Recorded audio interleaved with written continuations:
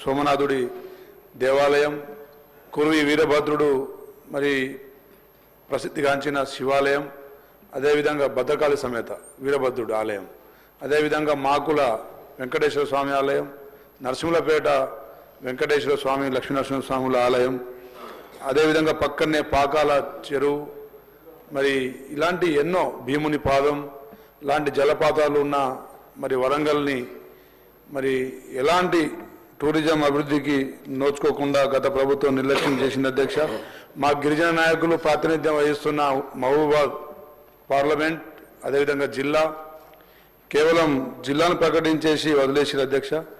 మరి ఎప్పుడు గిరిజన నాయకులని కనీసం మరి వారు కలుసుకోవడానికి కూడా అవకాశం ఇచ్చినట్టు ఎక్కడ కనబడలేదు అధ్యక్ష. కేవలం కేసీఆర్ గారు కాలు మొక్కించుకోవడానికి పనికొచ్చారు కానీ ఎక్కడ వారు కనీసం అభివృద్ధి కోసం